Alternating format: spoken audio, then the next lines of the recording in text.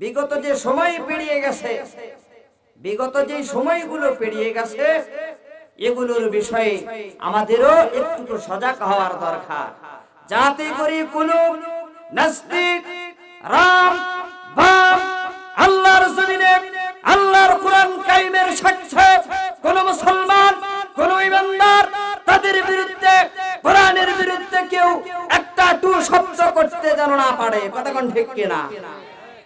আজকে যদি বাংলাদেশে যদি আমাদেরকে বাঁচতে হয়, সেই 1400 বছর আগে আমাদেরকে ফেরত যেতে হবে। কথা কোন ঠিক কিনা? 1400 বছর পূর্বের ঘটনা আমাদেরকে সেগুলো জাগ্রত করতে হবে। আজকে যদি নতুন করে যদি আমরা ভাবতে শুরু করি, তবে আমাদের ইসলাম আমাদের কাছে আর থাকবে না। মদিনার ইসলাম মদিনায় যাবে। কথা কোন ঠিক কিনা?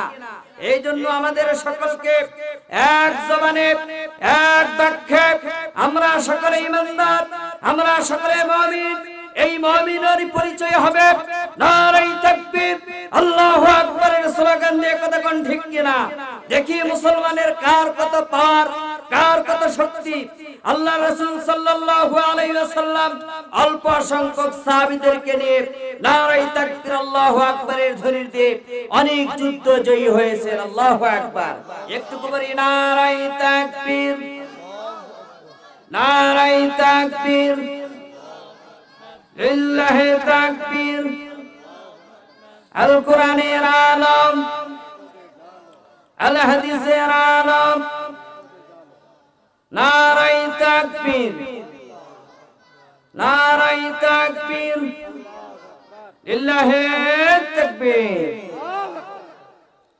সম্মানিত উপস্থিতি, আমরা সকলে ইমানদার, সকলে দিনদার। কথা বলেন ঠিক কিনা? কোরআন বুঝতে আমাদের সহজ হবে না কষ্ট হবে? সহজ, তাই না? একটু সহজ করে অল্প সময়ের ভিতরেই আমরা শেষ করে দেব ইনশাআল্লাহ। আল্লাহ রাব্বুল আলামিন কোরআনে কারীমের ভিতরে সুন্দর করিয়া বলিয়া দিয়েছেন।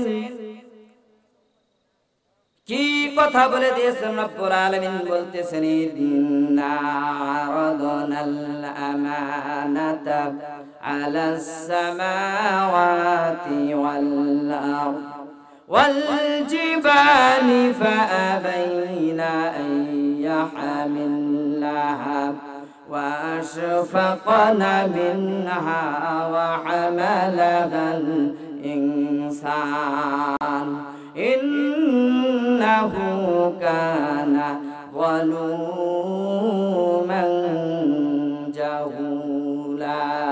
আল্লাহু আকবার। রব্বুল আলামিন কোরআনে কারীমের ভিতরে আমাদেরকে বুঝিয়ে দিয়েছেন খোলাখুলি ভাবে ইসলাম কি রকম ভাবে চলবে। এই কথা রব্বুল আলামিন বলে দিয়েছেন। শুধু এই কথাই আমরা ভাববো না যে কোরআন কারীম এই যে একটা আমানত, এইটা শুধু আমাদের কাছে দিয়েছেন তাই না। রব্বুল আলামিন আমাদের সৃষ্টির পূর্বে মানব জাতি সৃষ্টির পূর্বে রব্বুল আলামিন তিনটি সৃষ্টি জীবের কাছে এই আমানত কোরআন কারীম এটা আল্লাহ রব্বুল আলামিন তাদের কাছে পেশ করেছিলেন। রব্বুল আলামিন কাদের কাছে পেশ করেছিলেন এই আমানতটি? আল্লাহ রাব্বুল আলামিন দুনিয়ার সমস্ত মানুষদেরকে জানিয়ে দিয়েছেন। সর্বপ্রথম আসমানের কাছে রব্বুল আলামিন আমানতটি পেশ করেছেন। আসমান এটা গ্রহণ করেন নাই। পরে জমিনের ভিতরে রব্বুল আলামিন আমানতটি পেশ করেছিলেন, কিন্তু জমিন গ্রহণ করেন নাই। এরপরে রব্বুল আলামিন আমানতটি পেশ করেছেন পাহাড়ের কাছে, কিন্তু পাহাড় গ্রহণ করেন নাই। এটা তারা ভীত হয়েছে। আর এটা এই আমানত, এই কোরআন কারীম গ্রহণ করেছেন মানুষ। কারা? এই মানুষ। কেননা এই মানুষ আমানত গ্রহণ কেমনে করলো? বুঝে করলো না, না বুঝে করেছে। যেহেতু মানুষ আল্লাহ পাকের ইত্তেবা করবে, অনুসরণ করবে। কথা কোন ঠিক কিনা? মানুষকে রব্বুল আলামিন এই দুনিয়ার ভিতরে প্রেরণ করেছেন তার ইত্তেবা করার জন্য, তার অনুসরণ করার জন্য। আর দুনিয়ার ভিতরে একটা গাইড দিয়েছেন, একটা কিতাব দিয়েছেন যার নাম হলো কোরআন। এই কিতাব দুনিয়ার ভিতরে বান্দারা সামাজিক ভাবে হোক, বাড়ি থেকে নিয়ে সামাজিকতা থেকে নিয়ে রাষ্ট্র পর্যন্ত তারা পরিচালনা করবে। রব্বুল আলামিন দুনিয়ার ভিতরে আমানতটি মানুষদেরকে দিয়ে দিয়েছেন। কতক্ষণ ঠিক কিনা? এই আমানত শুধু মানুষ গ্রহণ করলো। এই আমানত গ্রহণ করার পরে মুফাসসিরে কিরাম তেনারা বলেছেন আমানত গ্রহণ করলো এমন থেকে নিয়ে জহর থেকে নিয়ে আসর পর্যন্ত, এমন সময় মুআল্লিমুল মালায়েকা চেনেন মুআল্লিমুল মালায়েকা চেনেন না? নাম শোনেন নাই? যাকে বলা হয় মুআল্লিমুল মালায়েকা, হাদিস শরীফের ভিতরে আসেন আসর থেকে নিয়ে জহর পর্যন্ত যে একটা সময় অতিবাহিত হয়, এই সময় অতিবাহিত হতে দেয় নাই। এর ভিতরে হযরতে আদম আলাইহিস সালাতু ওয়াস সালামকে পথভ্রষ্ট করেছে। কে করবে?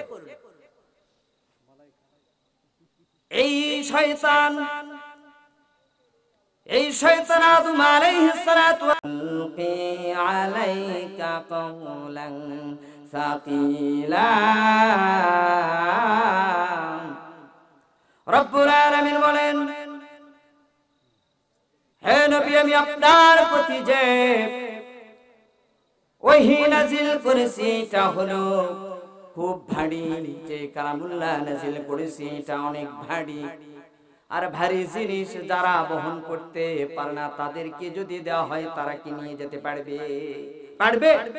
যারা এটা বহন করতে পারে না তারা এইটা নিয়ে যেতে পারবে না। এই জন্য পাহাড় না বলে দিয়েছেন, আসমান না বলে দিয়েছেন, জমিনও না বলে দিয়েছেন। কিন্তু মানুষ অজ্ঞ, মানুষ জাহেল এটা গ্রহণ করলো। গ্রহণ করার পরে রব্বুল আলামিন বলতেছেন, মানুষ রে, দুনিয়ার ভিতরে যে তুই আমানত আল্লাহ তাআলার কিতাবটা তুই বহন করতে চাইলি, জানিস এর ভার কতটুকু? রব্বুল আলামিন বলতেছেন, লাউ আনজালনা হাযাল কুরআনা আলা জাবালিন লারাআইতাহু খাশিআন মুতাসাদ্দিআন মিন খাশিয়াতিল্লাহ। রব্বুল আলামিন বলতেছেন, মানুষ রে, এর ভার যে তুই বহন করলি, জানিস এর ওজন কতটুকু? রব্বুল আলামিন বলেন, আমি যদি এই কোরআনটাকে পাহাড়ের উপরে নাজিল করতাম, হাবিব আপনি দেখতে পেতেন যে এটা ভয়ে নুয়ে পড়তো এবং চূর্ণ বিচূর্ণ হয়ে যেত। এটা এত ভারী, কিন্তু আমরা এটাকে কিছু মনেই করি না। কতক্ষণ ঠিক কিনা? আমরা এটাকে কিছুই মনে করি না।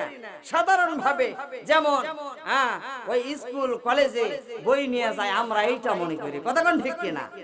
এই জন্য আমাদেরকে কোরআনের আজমত, কোরআনকে সম্মান করতে হবে, কোরআনের মাহফিল গুলোকেও সম্মান করতে হবে। কোরআনের যারা দুনিয়ার ভিতরে কোরআনের জন্য যারা জিহাদ করতেছে, কোরআনের জন্য যারা দুনিয়ার ভিতরে চলতেছে ফিরতেছে, তাদেরকেও কি করতে হবে? সম্মান করতে হবে। আম্মা জান আয়েশা সিদ্দিকা রাদিয়াল্লাহু তাআলা আনহা বলেন, আম্মা জান আয়েশা সিদ্দিকা রাদিয়াল্লাহু তাআলা আনহা বলেন, নবী করিম সাল্লাল্লাহু আলাইহি ওয়াসাল্লাম যখন শীতের সময় তিনার উপরে যখন ওহী অবতীর্ণ হতো, তিনার কপালগুলো টপ টপ টপ টপ করে পানি পড়ে যেত, দাড়ি মোবারকগুলো ভিজে যেত। হযরতে যায়েদ ইবনে সাবিত রাদিয়াল্লাহু তাআলা আনহু বলেন, এক সময় আল্লাহর হাবিব সাল্লাল্লাহু আলাইহি ওয়াসাল্লাম আমার উরুর উপরে বিশ্রাম নিচ্ছেন, আরাম নিচ্ছেন। এমন তো অবস্থায় আল্লাহ পাকের ওহীটি নাযিল হয়ে গেল। আমার রূহ আমি বুঝতে পারছিলাম যেন একেবারে ভেঙে তছনছ হয়ে যাওয়ার পালাক্রমে ভেঙে যাবে। হযরত আম্মা জান আয়েশা সিদ্দিকা রাদিয়াল্লাহু তাআলা আনহা বলেন, আল্লাহর হাবিব যখন উটের উপরে অথবা ঘোড়ার উপরে সওয়ার হয়ে মরুভূমি দিয়ে যখন যাতায়াত করতেন, তখন দেখা যেত যখন ওহীটি নাজিল হতো, ওই সময় দেখা যেত যে তার ভয়ে ঘোড়া অথবা উটটি মাটিতে নুয়ে পড়ে যেত। সুবহানাল্লাহ। এমনই আমানতটি আমাদের কাছে এসেছেন। এই আমানতকে যারা খেয়ানত করে এই বাংলার বুকে, এই আমানতকে যারা ধোঁকাবাজি করে আমানতের সাথে, এই আমানতের সাথে তারা দুনিয়ার ভিতরে ছলচাতুরি করে, তারা বরঞ্চ আমানতের সাথে করলো না, আমার স্বয়ং আল্লাহ পাকের সাথে করলো। কতক্ষণ ঠিক কিনা? এই জন্য এই দুনিয়ার ভিতরে তিন শ্রেণীর লোক আছে। একদল আছে আমানতকে গ্রহণ করে, তারা হলো পাক্কা মুমিন, শুধু গ্রহণই করে না, আল্লাহর জমিনের ভিতরে এই আমানতকে বাস্তবায়ন করার জন্য নিজের জীবনটাও দিয়ে দেয়। আর একদল আছে শুধু মাথায় রেখেছে টুপি, মুখে রেখেছে দাড়ি, আর গায়ে রেখেছে পরনে পাঞ্জাবি। আবু লাহাবের কি এরকম ছিল না? ছিল কি ছিল না? আবু লাহাবের এরকম ছিল, উতবার এরকম ছিল, শাইবার এরকম ছিল, আবু জেহেলের এরকম ছিল। প্রত্যেকের এমন লেবাস ছিল। কিন্তু এখন কিছু নামধারী মুসলমান, তারা মাথায় টুপি লাগায়, মুখে দাড়ি রাখে, আর পরনে জুব্বা লাগায়, পাঞ্জাবি লাগায়, আর ভিতরে ভিতরে আল্লাহর আমানতের খেয়ানত করতে তাদের অন্তর কাঁপে না। কতক্ষণ ঠিক কিনা? এই জন্য এই দুনিয়ার ভিতরে আর এক লোক আছে, না আমরা এদিকেও যাব না ওদিকেও যাব না, মধ্যে থাকবো। কোথায় থাকবো? মধ্যে থাকবো। কোন দিক থেকেও যেন আমাদেরকে কি না করতে পারে, দোষারোপ করতে না পারে। এরা হলো দুনিয়ার ভিতরে আব্দুল্লাহর মতো মুনাফিকের সর্দার, তার মতো মুনাফিক। এই জন্য আমাদের পাক্কা ইমানদার হতে হবে। কতক্ষণ ঠিক কিনা? কে কে রাজি আছেন হাত তুলে দেখান। আল্লাহর জমিনে আল্লাহর দ্বীনকে কায়েম করতে, আল্লাহর দ্বীনকে দুনিয়ার ভিতরে জাগ্রত করতে আমরা রাজি আছি। লিল্লাহি তাকবীর। আল্লাহ তাআলা আমাদেরকে কবুল করুক, সকলে বলি আমিন। মুসলমান ভাইরা রে আমার, এই দুনিয়ার ভিতরে যারা আল্লাহর জমিনের ভিতরে আল্লাহর দ্বীনকে কায়েম করার জন্য, আল্লাহর কালামকে দুনিয়ার ভিতরে জাগ্রত করার জন্য যারা জীবন দেয়, তাদের কি ভয় আছে? আছে। আল্লাহ রাব্বুল আলামিন বলেন তাদের জন্য সুসংবাদ। রব্বুল আলামিন বলেন, ফামান তাবিআ হুদায়া ফালা খাউফুন আলাইহিম ওয়ালা হুম ইয়াহজানুন। রব্বুল আলামিন বলতেছেন, যারা আমার ইত্তেবা করে, অনুসরণ করে, আমাকে অনুকরণ করে, আমার জন্য দিনের ভিতরে মুজাহিদ ছেড়ে যায়, এই দুনিয়ার ভিতরে আমি আল্লাহ আমাকে বরত্ব করার জন্য জীবন দিয়ে দেয়, এই দুনিয়া এবং পরকাল, অর্থাৎ এই দুনিয়া এবং আখিরাতে তাদের কোনো ভয় থাকবে না, তাদের কোনো পেরেশান থাকবে না, তাদের কোনো ভয় থাকবে না, তাদের কোনো পেরেশান থাকবে না। থাকবে কি? হয়তো বা ক্ষণিকের জন্য একটুকু ভয়, কখন জানি আমাদেরকে জেলখানায় যেতে হয়। কতক্ষণ ঠিক কিনা? ক্ষণিকের জন্য হক কথা বলার কারণে আল্লাহ পাকের হাবিব সাল্লাল্লাহু আলাইহি ওয়াসাল্লাম মক্কা নগরীতে যতদিন থেকেছে, হক কথা বলেছে, সত্যের উপরে চলেছে। যখন থেকে আল্লাহর ওহী নাযিল হয়ে গেছে, হাবিব আর আপনি গুহায় থাকতে পারবেন না। আপনি যান আমার বান্দাদেরকে কালিমার দাওয়াত দেন, এই বান্দাদেরকে কালিমার দাওয়াত দেন।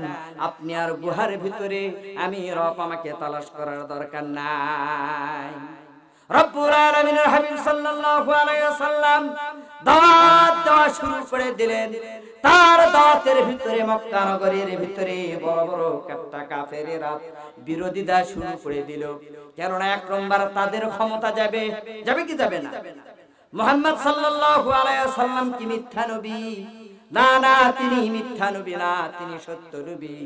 হুজুর সাল্লাল্লাহু আলাইহি ওয়াসাল্লাম মক্কা নগরীতে যতদিন ছিলেন তাকে আল আলামিন উপাধি দেওয়া হয়েছে।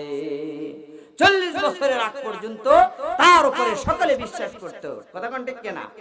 তার উপরে সকলেই বিশ্বাস করত তিনি সবচাইতে নিরাপদ মানুষ। তার কাছে যে জিনিসের একই আমানতের খেয়ানত হয় না, আর বাদ বাকি যত মানুষ আছে তাদের কাছে আমানতের খেয়ানত হয়। এই জন্য মুহাম্মদকে আমরা আল আলামিন উপাধি দিলাম। সুবহানাল্লাহ। এই মানুষের কাছে যখন ঈমান নিয়ে আসলেন, যে ঈমান নিয়ে আসলেন, ও মানুষেরা তোমরা পড়ো লা ইলাহা ইল্লাল্লাহ, লা ইলাহা, জিকির করি লা ইলাহা, লা ইলাহা।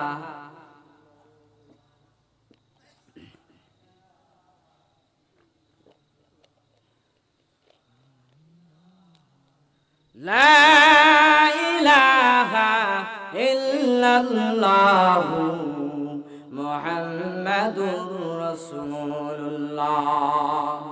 আল্লাহ পাকের হাবিব যখন একের পর এক এমন মুজাহিদদের তৈয়ার করলেন যাদের ভিতরে আল্লাহ তাআলার শান, শওকত, আল্লাহ তাআলার মহব্বত ছাড়া দুনিয়ার তাদের সামনে কোনো কিছুই নাই, তার ভিতরে একজন হলো হযরত আব্দুল্লাহ ইবনে হুযায়ফা রাদিয়াল্লাহু তাআলা আনহু। খলিফাতুল মুসলিমিন হযরত ওমর রাদিয়াল্লাহু তাআলা আনহুর শাসন আমলে রোম সম্রাটের কাছে তিনাকে পাঠিয়ে দিলেন যুদ্ধের জন্য। হযরত আব্দুল্লাহ ইবনে হুযায়ফা রাদিয়াল্লাহু তাআলা আনহুকে সেখানকার প্রধান বানিয়ে দিলেন, আমির নিযুক্ত করে দিলেন। তেনারা রোম সম্রাট, তেনার কাছে যাওয়ার আগেই রোম সম্রাটের কাছে বন্দী হয়ে গেলেন। তাদের সমস্ত দলগুলো বন্দী করে ফেলল সাহাবাদের। হযরত আব্দুল্লাহ ইবনে হুযায়ফা রাদিয়াল্লাহু তাআলা আনহু, তিনার ভিতরে ঈমান ছিল, তিনার সামনে ছিল আমার রব, তিনার কাছেই ছিল রাসূলুল্লাহ সাল্লাল্লাহু আলাইহি ওয়াসাল্লামের আদর্শ। এই আদর্শ যার কাছে থাকবে দুনিয়ার ভিতরে, সে একমাত্র আল্লাহ ছাড়া কাউকে ভয় করবে না। কথা কোন ঠিক কিনা? এই জন্য আমাদেরকে রাসূলুল্লাহর আদর্শ আমাদের অন্তরের ভিতরে, আমাদের মাথা থেকে নিয়ে পা পর্যন্ত ঢুকায়া দিতে হবে, তবে আমরা রাসূলের সৈনিক হতে পারবো। হযরত আব্দুল্লাহ ইবনে হুযায়ফা রাদিয়াল্লাহু তাআলা আনহু বন্দী হয়ে গেলেন। তিনাকে রোম সম্রাটের সামনে দাঁড় করানো হলো এবং তাকে বলা হলো, তোমাকে 2টি পুরস্কার দিব, তার ভিতরে যদি 2টাই মেনে নাও তোমাকে মুক্ত করে দিব। রোম সম্রাট ডাক দিয়া বলে, আব্দুল্লাহ রে, তোমাকে 2টি আমি উপঢৌকন দিতে চাই। 1 নম্বর হলো, তুমি যে কালিমা পড়েছো এই কালিমাটি ছাড়তে হবে, আর এই কালিমাটি ছাড়ার কারণে তোমাকে 2টি উপঢৌকন দেব। 1 নম্বর হলো যে আমি যেই রোমের সম্রাট, আমি যেই রোমের পারস্য রোমের সম্রাট, আমার অর্ধেক রাজত্ব যা কিছু আছে তোমার নামে দিয়ে দিব। সুবহানাল্লাহ। 2 নম্বর হলো, তুমি যদি আমার ধর্ম গ্রহণ করো, তার ধর্ম হলো খ্রিস্টান ধর্ম যদি তুমি গ্রহণ করো, তোমাকে আরেকটি উপঢৌকন দিতে চাই, সেইটা হলো আমার সুন্দরিনী রমণী মেয়েকে তোমার সাথে আমি বিবাহ দিতে চাই। আপনাদের ভিতরে যদি কাউকে বলা হয় এইরকম একটা সুযোগ দেওয়া হয়, কে কে এরকম সুযোগে রাজি আছেন? হাত উঠান তো। এই বুঝা হাত উঠান। কেউ রাজি না? এটা কি কথা বলে? এত বড় একটা সুযোগ যদি আপনাদেরকে দেয়, যে হাসিনা যে দেশ ছাড়া, যারে ছাড়া আর বাসি না, দেশ ছাড়া চলে গেল, আর দেখা দিল না, সেও যদি এমন উপঢৌকন দেয়, সাধারণ থেকে সাধারণ যে তার নাম নেই দল করে, সেও তো এরকম বলতে পারবে। কথা কোন ঠিক কিনা? তারা কার দল? তারা কার দল? কথা কয় না। তারা কার দল? ভয় পাক। এই আল্লাহর জমিনে আল্লাহর দিন প্রতিষ্ঠিত করতে ভয় পাক, মুসলমানের খাতায় নাম থাকবে না। কথা কোন ঠিক কিনা? মুসলমানের খাতায় নাম থাকবে না। এই জন্য আমার পক্ষ থেকে আপনাদেরকে একটা ওয়াজ শুনিয়ে দিয়ে, পালাইছে হাসিনা, পালাইছে, পালাইছে হাসিনা, পালাইছে, গাড়ি আর হেলিকপ্টার কইরা, আইনের লোকদের সঙ্গে কইরা। কথা কোন ঠিক কিনা? গাড়ি আর হেলিকপ্টার কইরা, আলিম আইনের লোকদের সঙ্গে কইরা, শাড়ি পড়িয়া বুবু চইলা যায়, মামুর বাড়ি যায়। হাসিনা পালাইছে, হাসিনা পালাইছে, হাসিনা পালাইছে।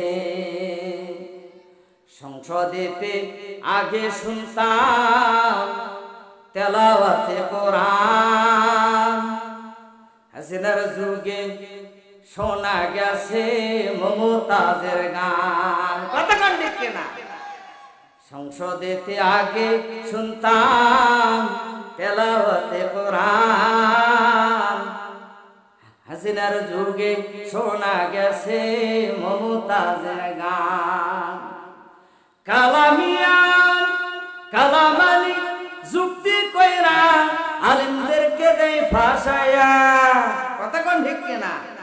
কালামালি যুক্তি কইরা, আলিমদেরকে দেয় ফাঁসায়া। বাংলাদেশের আলিমদের ভয়ে পয়লা যায়, হাসিনা যায়, হাসিনা পালায়া যায়। এই জন্য এরকম ভাবে কত হাসিনা আসবে, আর কত এরশাদ আসবে, আর কত আবু জেহেলের দলবল আসবে, ফেরাউনের দলবল আসবে, কারুনের দলবল আসবে। সমস্ত দলবলদের অপেক্ষা করে আজকে সাহাবীদের মতো ঈমান নিয়ে আমাদেরকে বাংলার জমিনে বাঁচতে হবে। হযরত আব্দুল্লাহ ইবনে হুযায়ফা রাদিয়াল্লাহু তাআলা আনহুকে কয়টি পুরস্কার দিতে চেয়েছিলেন? দুইটি পুরস্কার দিতে চেয়েছিলেন। এমন পুরস্কার যদি আমাদের আমলা কামলাদের দেয়, আমাদের তো মাথায় শুনে থাকবে না। এই জন্য মুসলমান ভাই, এই দুনিয়ার ভিতরে বাঁচতে হলে ঈমান নিয়ে বাঁচতে হবে, ঈমান নিয়েই মরতে হবে। হযরত হুযায়ফা রাদিয়াল্লাহু তাআলা আনহু বলতেছেন, রোমের সম্রাট, আমাকে যদি অর্ধ দুনিয়া কেন সারা দুনিয়ার যদি বাদশাহ বেনে দাও, আমি রাসূলুল্লাহ লা ইলাহা ইল্লাল্লাহর কালিমা ছাড়তে পারবো না। তাদের কত বড় হিম্মত! আল্লাহু আকবার। এরপরে যখন আর হলো না, হযরত হুযায়ফা রাদিয়াল্লাহু তাআলা আনহু সহ সাহাবীদেরকে নিয়ে চলে গেলেন। শুলিতে যায় বলতেছেন, ও হুযায়ফা, যদি বাঁচতে চাস কালিমা ছাড়বি কি ছাড়বি না? বলতেছেন, না রে, জীবন চলে যাবে, কালিমা ছাড়বো না। সেখান থেকে দেখতেছেন, এরপরে একটা ডিস্কি, তেলের ডিস্কি গরম করলেন, টকবক করতেছেন। সাহাবীদের মধ্যে থেকে একজন সাহাবীকে তার ভিতরে ফালাইয়া দিলেন। এইবার হুযায়ফা রাদিয়াল্লাহু তাআলা আনহুকে ডাক দিয়া বলতেছেন, হুযায়ফা রে, যদি কালিমা ছাড়িস আর যদি আমাদের ধর্মটা গ্রহণ করিস, তাহলে এই দুনিয়ার ভিতরে বাদশাহ বানায় দিব, আমার জামাই বানায় দিব, আর তোকে শাহিনশাহ দরবার দিয়ে দিব। এইবার বলতেছেন, আমাকে পুরো লোক দেখে কোনো লাভ হবে না। আমার বন্ধু সে তো কেবলমাত্র তার চামড়াগুলো খুলে গেছে, তার চামড়াগুলো খসে গেছে, কিন্তু তার আত্মাকে তো তোরা কষ্ট দিতে পারবি না। এই জন্য এই জমিনের ভিতরে যাদেরকে চিরতরে শেষ করে দেওয়া হয়েছে, শুধু একবারই দিয়েছে, দ্বিতীয়বার তাদেরকে দিতে পারবে না। এই জন্য এই দুনিয়ার ভিতরে আল্লাহর আইন চালু করার দরকার আছে না নাই? আল্লাহর আইন চালু করার দরকার আছে। এই দুনিয়ার ভিতরে যদি আল্লাহর আইন চালু করতে পারি, তবে এই দুনিয়ার ভিতরে শান্তি আসবে। মুসলমান ভাইরা আমার, হযরত হুযায়ফা রাদিয়াল্লাহু তাআলা আনহু বিস্কির অবস্থা দেখে বলতেছেন, আর মনে মনে কাটতেছেন। এবার বলতেছেন, মনে হয় তার দিলটা নরম হয়ে গেছে। কি হয়ে গেছে? নরম হয়ে গেছে, সে হয়তো আমাদের ধর্ম কবুল করবে। এই বলে বলতেছেন, থামো, তাকে বিস্কিতে আগে ফালায়া দিও না, আগে তার থেকে শুনি সে কিসের জন্য কাটতেছে। হযরত হুযায়ফা রাদিয়াল্লাহু তাআলা আনহু তার থেকে বলতেছেন, ও হুযায়ফা, তুমি কাঁদো কেন? বলতেছেন, ওর জায়গায় যদি আমি হতাম, আল্লাহর জান্নাতে চলে যেতাম। কই রে খালেদ ওমর, এসেছে নতুন বদন, কই রে সেই দিক বিজয়ী, কই রে সেই দিক বিজয়ী নবীন মুজাহিদ। এখনো কি গাইতে হবে ঘুম ভাঙানো গীত? এখনো কি গাইতে হবে ঘুম ভাঙানো গীত? বলে, কই রে খালেদ ওমর, এসেছে নতুন বদর, কই রে খালেদ ওমর, এসেছে নতুন বদর, কই রে সেই দিক বিজয়ী নবীন মুজাহিদ। এখনো কি গাইতে হবে ঘুম ভাঙানি গীত? এখনো কি, বলে, গাইতে হবে ঘুম ভাঙানি গীত।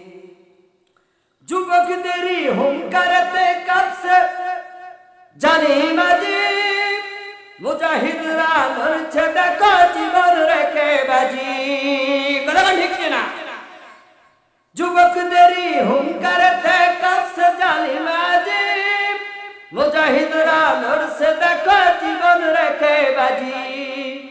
মুসলমানরা বাসলে গাজী, আল্লাহু আকবার। মুসলমানরা বাসলে গাজী, মরলে যে শহীদ। এখনো কি গাইতে হবে ঘুম ভাঙানো গীত? এখনো কি গাইতে হবে ঘুম ভাঙানি গীত? বিশ্ব আজি জেগেছে, তাই তো কেউ বলি চল, তোর দিকে যে চেয়ে আছে মাজলুমানের দল। বিশ্ব আজি জেগেছে, তাই তো কেউ বলি চল, তোর দিকে যে চেয়ে আছে মাজলুমানের দল। আরশ থেকে আসছে দেখো, আরশ থেকে আসছে দেখো জিহাদের দাগি। এখনো কি গাইতে হবে ঘুম ভাঙানি গীত? এখনো কি গাইতে হবে ঘুম ভাঙানি গীত? নেই রে সময় মুঠে তুই আর করিস না দেরি, যেইখানে পাও ওই জালিমের পরাও পায়ে বেরি। কথা ঠিক কিনা? নেই রে সময় মুঠে তুই আর করিস না দেরি, যেইখানে পাও ওই জালিমের পরাও পায়ে বেরি। এই জিহাদে দরকার এখন, এই জিহাদে দরকার কোন হাজারো খালি। এখনো কি গাইতে হবে ঘুম ভাঙানি গীত? এখনো কি গাইতে হবে ঘুম ভাঙানি গীত? মুসলমান ভাইরা আমার, হযরত আব্দুল্লাহ ইবনে হুযায়ফা রাদিয়াল্লাহু তাআলা আনহু অনেক সাহসী সাহাবী। তিনাকে যখন ডেস্কের উপরে রাখা হলো, ডেস্কের সামনে রাখা হলো, তিনি তার জবান দিয়ে এমন কথাগুলো বাহির করতেছে, তারপরে বলতেছেন, এর ঈমানগুলোকে নষ্ট করার জন্য আমাদের কিছু আলাদা কৌশল অবলম্বন করতে হবে। এই কৌশল এইটা বর্তমান যুগের সাথেও একটুকু মিল পাওয়া যায়, বুঝে নেবেন। তার ঈমান ধ্বংস করার জন্য আমাদেরকে কিছু কৌশল অবলম্বন করতে হবে। সেই কৌশলটা কি হলো, যে তার সামনে একটা সুন্দরী রমণী যুবতী মেয়েকে উলঙ্গ অবস্থায় রেখে দেওয়া যাবে। 3 দিন যাবত ওই মেয়েটি খোঁজ নিল, কি ব্যাপার, কি অবস্থা। বলতেছেন বাদশাহ নামদার ওখানে কাকে রেখেছেন? পাথর না মানুষ, মাটি না মানুষ, কিছুই বোঝা যায় না। সব সময় তার জবান দ্বারা বোঝা যায় লা ইলাহা ইল্লাল্লাহ, লা ইলাহা ইল্লাল্লাহু মুহাম্মাদুর রাসূলুল্লাহ। বলতেছেন বাদশাহ নামদার সে পাথর না মানুষ, তার ভিতরে পুরুষ যে জাতি তার উপলব্ধি আছে কি নাই কিছুই বোঝা যায় না। এইবার বলতেছেন তার সামনে তার ওই ঘরের ভিতরে মদ এবং শূকরের গোশতটি রেখে দেন। মদ এবং শূকরের গোশত রাখা হলো, শূকরের গোশত রাখা হলো। তারপরে 3 দিন পর দেখলো মদ যেমন আছে তেমনই রয়েছে, শূকরের গোশত যেমন আছে তেমনই রয়ে আছে। বলতেছেন কি ব্যাপার, তুমি এগুলো খাও নাই? বলতেছেন আমাদের রাসূলুল্লাহ সাল্লাল্লাহু আলাইহি ওয়াসাল্লাম তিনি আমাদেরকে রোজার শিক্ষা দিয়েছেন। আল্লাহু আকবার। এরপরে বলতেছেন এইটাও যখন হলো না, তখন হযরত হুযায়ফা রাদিয়াল্লাহু তাআলা আনহু এই সমস্ত কৃতিকর্ম দেখে তিনি বুঝতে পারলেন এই কোনো সাধারণ মানুষ নয়, এই কোনো সাধারণ মানুষ হতে পারে না।